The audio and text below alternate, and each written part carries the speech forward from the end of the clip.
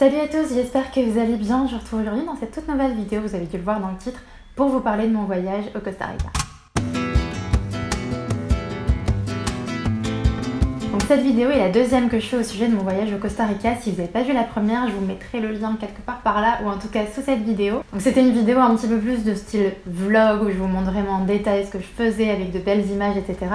Aujourd'hui on va voir quelques images, mais surtout vous allez me voir moi en train de vous parler de mon voyage en détail, comment ça s'est déroulé, etc. C'était un voyage qui était un petit peu atypique et donc du coup vous aviez beaucoup de questions. Apparemment ça a suscité votre curiosité, donc je vais répondre à tout ça aujourd'hui. Donc tout d'abord on est parti exactement il me semble 18 jours, du 7 mai au 24 mai. J'avais vu sur internet que le mois de mai c'était une des meilleures saisons parce que du coup il y a beaucoup moins de touristes, c'est le début de la saison des pluies. Mais les pluies ne durent pas non plus très longtemps. Très honnêtement, on n'a pas eu beaucoup de chance parce que finalement on a eu beaucoup de pluie et d'ailleurs les locaux nous ont dit que franchement cette année on n'a pas de chance mais on a vraiment beaucoup de pluie. Mais après franchement ça nous a pas empêché de passer un super séjour. C'est vrai que bon, parfois on aurait préféré avoir beaucoup plus de soleil, pouvoir profiter un peu plus de la plage, etc. Mais voilà, c'est comme ça. Donc faut savoir si vous partez en mai, vous risquez d'avoir de la pluie. Donc voilà, on est parti 18 jours en départ de Londres. On est parti avec la compagnie Delta, qui était une super compagnie. On a payé exactement 700 € par personne l'aller-retour avec une escale à Atlanta. Sachant que l'escale à Atlanta, on avait 1h45 et en fait, 1h45 c'est vraiment pas suffisant, mais vraiment pas. Je pense qu'il faut au minimum 3 heures. Parce que en fait quand vous sortez de l'avion, il faut quand même que vous passiez la douane. Et là vous avez deux files. Une file pour les citoyens américains et une file pour les non-citoyens américains. Et cette file elle met un temps abominable. Franchement je pense qu'on devait être 500, je sais pas si on n'était pas 1000 personnes. Et il n'y avait qu'un seul guichet d'ouvert. Un seul guichet d'ouvert, je vous jure. Et du coup moi je suis allée voir les personnes de l'aéroport en leur demandant si elles pensent que franchement en 1h45 est-ce que vous pensez qu'il y aura le temps de passer la file? Je me dis peut-être que bon, ça va vite, j'en sais rien. Et en plus, le truc qui t'énerve, c'est qu'elle me répondait à chaque fois genre no chance, impossible. Et je leur disais mais il faut faire quelque chose parce que mon avion il va partir avec mes bagages en plus. Donc passez-moi en priorité quoi, parce qu'en plus il y avait une file priorité, mais non, impossible, là-bas ils sont hyper stricts. Donc on a dû, non on n'a pas attendu, on a grugé un petit peu, on a demandé un peu à tous les gens si on pouvait passer devant. Et on a réussi petit à petit à se faufiler dans la queue et je sais toujours pas comment on a réussi à l'avoir. Enfin, j'ai pleuré un petit peu devant le truc parce que en fait la porte était fermée, l'avion devait décoller dans 2 minutes et elle m'avait dit c'est fini et j'étais là c'est pas possible et tout. Et au final il y a le responsable qui est venu qui a dit bon allez ok. Et franchement on l'a eu mais je vous le dis, prenez au minimum 3 heures d'escale si vous passez par un des pays comme les États-Unis, etc. Je sais qu'il y a la possibilité d'avoir une escale à Madrid. Je pense que franchement, j'aurais dû faire ça, ça aurait été beaucoup plus simple. Donc, quelle est la meilleure façon pour voyager au Costa Rica? Vous pouvez le faire de toutes les façons possibles, en organisé, en non organisé. Nous, ça faisait longtemps qu'on avait envie de se faire un voyage non organisé, un peu la vraie aventure. Et on a trouvé que le Costa Rica c'était vraiment le pays qui se prêtait le plus pour ça. Parce que voilà, il y a de la nature absolument partout. Donc je me suis renseignée quand même un petit peu au début. J'avais vu que déjà un 4x4 était absolument indispensable si on voulait voyager un petit peu dans tout le pays. Je me suis renseignée, je savais pas si c'était possible de faire 4x4 et tente. Et c'est là où je suis tombée sur un site qui nous a changé tout le voyage. C'était Nomad America, le faire en 4x4 avec une tente de toit, donc c'est tout à fait possible. Donc si vous voulez voyager un petit peu tout seul, si vous voulez vous aventurer un petit peu dans le pays, là où vous voulez de façon complètement nomade, le 4x4 est juste indispensable. Mais vraiment parce que l'état des routes en fait ne permet pas de rouler en voiture simple, il n'y a vraiment que les locaux qui se le permettent avec des vieilles voitures. Mais je pense que le trajet risque d'être vraiment vite pénible. Parfois il faut vraiment traverser des rivières, mais vraiment. S'il y a eu des pluies juste avant, les rivières elles sont vraiment hautes, donc une voiture ça ne passe pas. C'est pour ça il faut vraiment, c'est indispensable d'avoir un 4x4 au moins, hein. Vous avez des bons amortisseurs parce que ça secoue quand même pas mal. Et donc voilà, en fait Nomad America, ce qu'ils font, c'est qu'ils vous louent des 4x4 plus ou moins gros, il y a vraiment de tous les modèles, et qui sont complètement équipés avec du coup la tente, mais plein d'accessoires en même temps avec. Enfin, vous avez tous les ustensiles de cuisine, il y a des gazinières, vous avez la grosse glacière. Les 4x4 sont vraiment hyper complets. Vous pouvez aussi louer des planches de surf. Enfin, il y a vraiment plein de choses. C'est vraiment une grande tente, c'est-à-dire que quand elle se déplie, vous avez une partie qui est à l'extérieur du 4x4, donc vous n'avez pas juste la place du 4x4 c'est vraiment plus grand. On avait du coup, enfin après on avait vraiment un gros 4x4. On a vraiment beaucoup de place à l'intérieur, on n'est vraiment pas collé, les tentes sont bien aérées, imperméables, il n'y a pas de souci. Mais effectivement, vous vous posez sûrement la question, voilà, avoir un 4x4 de ce genre, ça a un certain coût, mais c'est un coût qui est vraiment mesurable, c'est-à-dire que là par exemple, le 4x4 qu'on a choisi, après c'est vraiment un des plus gros 4x4, il est énorme. Donc ce 4x4 pour 10 jours, c'était 1 600 €. Alors c'est un certain coût, je suis d'accord, mais en fait quand on fait le calcul, ça va largement, c'est-à-dire que 10 jours en allant à l'hôtel tous les soirs, sachant qu'au Costa Rica les prix sont quand même assez élevés, en moyenne on va être à 100 € la nuit pour avoir un bon hôtel, ben, ça fait déjà x 10 1000 €, et la location d'un 4x4 c'est juste indispensable, et un 4x4 à 600 €, en tout cas de ce calibre, franchement vous trouvez pas. Donc au final c'est plutôt assez rentable, à condition de rester dans le 4x4 tout le temps. Mais comme je vous dis, c'est assez confortable. Mais très honnêtement, parfois quand on était à l'hôtel, parce que les hôtels sont pas toujours de très très grand confort, la tente me manquait un petit peu. Et puis les réveils comme ça face à la plage, face à la nature, entendre les animaux, les oiseaux, tout ça, franchement c'est un vrai luxe, mais vraiment. C'est même maintenant, franchement ça me manque. Et je vous assure que, en tout cas, si vous n'êtes pas dans la vraie saison des pluies, dormir pendant 10 jours dans un 4x4, franchement, c'est le pied, vraiment.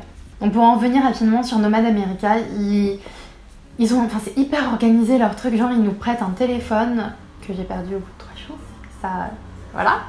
Ils nous prêtent un téléphone avec lequel on avait la Wi-Fi, donc ça fait en fait une borne Wi-Fi sur laquelle vous pouvez connecter vos téléphones. Vous avez également un logiciel qui vous montre tous les spots intéressants à aller avec le 4x4, donc que ce soit les lieux touristiques, mais aussi les endroits où dormir où c'est complètement safe, pour dormir gratuitement, ou alors les campings qui sont vraiment pas chers, ils donnent vraiment toutes les infos. Si vous allez voir la vidéo que j'ai faite sur mon petit vlog, vous pouvez voir que voilà, ils nous ont conseillé plein d'endroits qui étaient à chaque fois juste extraordinaires. Enfin, je me rappelle du camping chez Adonis, donc qui paye pas de mine parce qu'on est dans le jardin de chez Adonis. Mais voilà, on fait une rencontre humaine qui est juste incroyable. Ils me conseillent vraiment des endroits auxquels on n'aurait jamais pensé, que eux connaissent très bien parce qu'ils sont natifs du pays. Ils sont très bons en surf, donc ils pourront vous conseiller les meilleurs spots de surf si jamais ça vous intéresse aussi. Enfin franchement, ils sont hyper cool. On peut les joindre n'importe quand, pour leur demander absolument n'importe quoi. C'est vraiment un luxe franchement de voyager comme ça. Voilà, c'est l'aventure, mais en même temps on se laisse guider par des gens qui connaissent parfaitement le terrain, et ça c'est vraiment le kiff.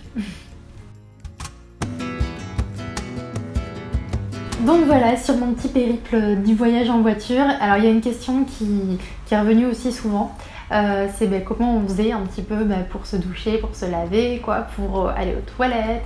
Est-ce que c'était pas trop rudimentaire de voyager en 4x4 ? Forcément c'est l'aventure, donc c'est un peu rudimentaire, mais après ça dépend en fait de là où on était. Il y a des endroits où on était vraiment complètement en pleine nature, où il n'y a rien autour, genre par exemple en bord de plage, il n'y a pas de commodité. Donc qu'est-ce qu'on fait ? On va aux toilettes dans la nature, on fait comme dans Koh-Lanta, et puis voilà. C'est assez particulier quand... franchement, pour moi c'était une première, et c'est un peu bizarre, mais franchement c'est voilà, c'est assez drôle, ça fait des souvenirs après, voilà. Et pour ce qui est des douches, en fait, le 4x4 est équipé d'une douche portative. C'est une douche que vous branchez simplement à votre allume-cigare, et il y a une bonne pression et vous avez une vraie douche. Malheureusement, j'ai pas eu le temps de le filmer, c'est dommage, mais voilà, c'est un truc qui est hyper pratique. Après, très honnêtement, on allait quand même assez régulièrement dans des campings, etc.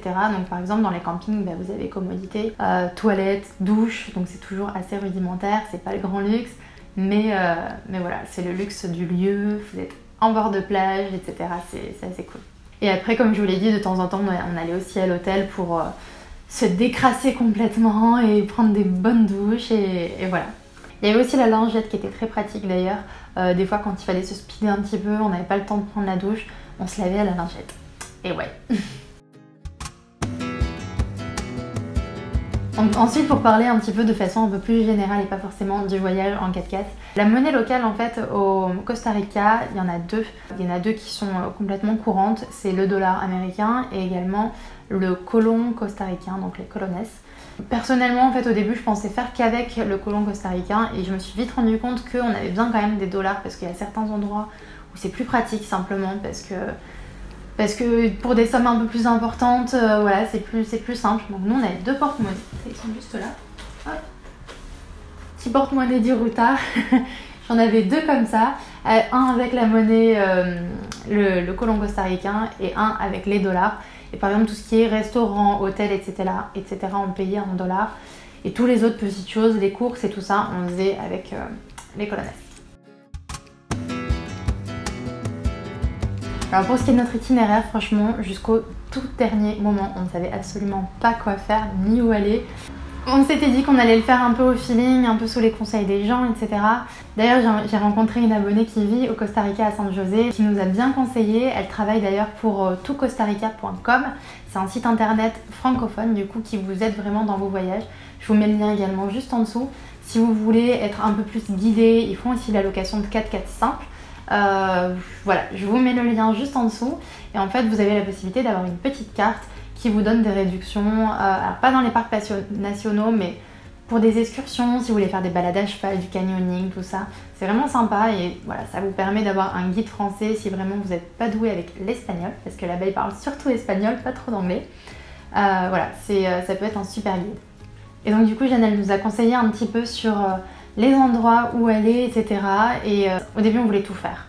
On s'est vite rendu compte que c'était pas possible. Du coup, on s'est fixé vraiment sur la côte Pacifique. On voulait vraiment faire les Caraïbes, mais tant pis, on les fera une prochaine fois. Donc je vais vous mettre une petite carte pour vous montrer un petit peu tout l'itinéraire, que vous puissiez voir en détail où on est passé. Donc notre avion a atterri à l'aéroport de San José, c'est pas exactement au centre-ville, c'est juste à côté. Et on a récupéré notre voiture, qui est d'ailleurs pas très loin, pour aller jusqu'à Arenal.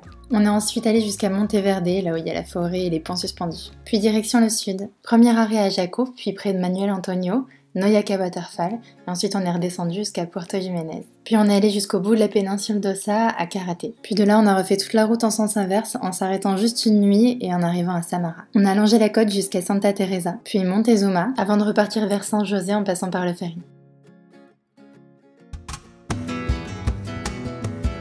Le pays en général, est-ce que c'est cher? C'est assez moyen en fait, c'est vraiment des prix abordables. C'est-à-dire que par exemple les hôtels, en général pour des hôtels moyens, c'était dans les 60-80 $ la nuit. La nourriture ensuite, c'est varié, vous trouvez de tout. Après vous avez la possibilité de manger dans des sodas, c'est des endroits typiques du Costa Rica. Et c'est ce qu'on a préféré, nous vraiment. Vous mangez vraiment local, avec les locaux. Ce qu'on a préféré, c'était vraiment genre les sodas qui étaient en bord de route, qui payaient pas trop de mine. Mais en général, c'est là où on mangeait le mieux. Quand on voyait qu'il y avait des locaux, on s'est dit, allez, bim, on va là-bas.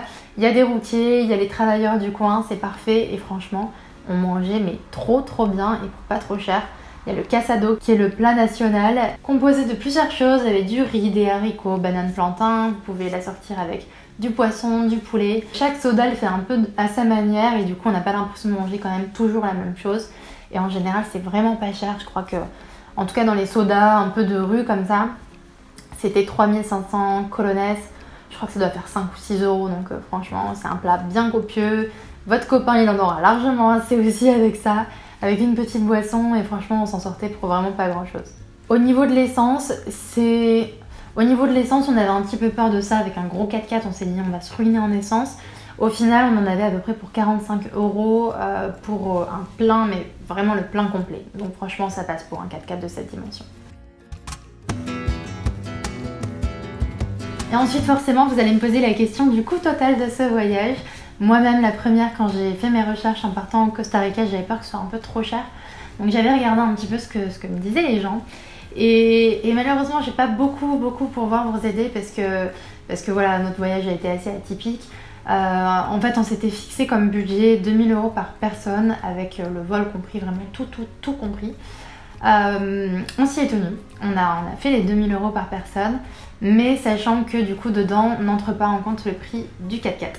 Parce que voilà, en contrepartie de vidéos, de jolies photos sur Instagram, Madame Erika a été adorable et il nous a dit qu'il nous offrait la location du 4x4 pendant tout le séjour.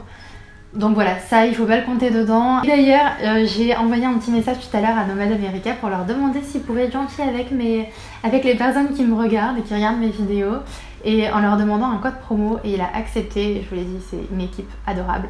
Fabio, si tu passes par là, si tu me comprends, je ne pense pas, mais c'est pas grave. Et voilà, ils offrent un code promo, donc ça va être Nomad Sisters, et ils vous offrent 10% sur votre réservation. Donc quand vous faites votre réservation, si vous allez à la fin de la réservation, vous avez un petit onglet code promo, vous tapez dedans Nomad Sisters et vous avez moins 10%. Donc franchement, si vous avez une location, enfin même voilà, location à 1000 €, le 4x4, ça vous fait déjà 100 € d'économiser, c'est énorme et franchement je les remercie pour ça. Encore une fois, c'est une équipe au top du début jusqu'à la fin. Voilà tout, j'espère en tout cas que ça vous fait plaisir. J'aimerais trop savoir si jamais il y en a certaines d'entre vous qui décident du coup de faire un voyage au Costa Rica, que ce soit en 4x4, avec Nomad America ou pas. J'aimerais trop voir vos aventures, moi ça me manque quand même pas mal. C'est toujours comme ça de toute façon quand on rentre de vacances. Et à chaque fois on se dit il va falloir qu'on y retourne parce qu'on n'a pas tout fait. Et très honnêtement c'est sûr, je me le remets sur la liste, le Costa Rica je le referai. Côte Caraïbes c'est certain. Et voilà, j'espère en tout cas que cette vidéo vous aura plu. Qu'elle vous aura été utile. Je vous mets sous cette vidéo le lien vers le blog parce que du coup je vais faire un article un petit peu plus précis. Enfin voilà, je vais récapituler un petit peu tout ce que je viens de dire. Ce sera peut-être plus facile pour vous si vous voulez organiser votre voyage de lire plutôt que de revoir à chaque fois la vidéo. J'espère que ça vous aura plu. Je vous fais plein d'énormes bisous et je vous dis à très bientôt pour de prochaines vidéos. Bye bye.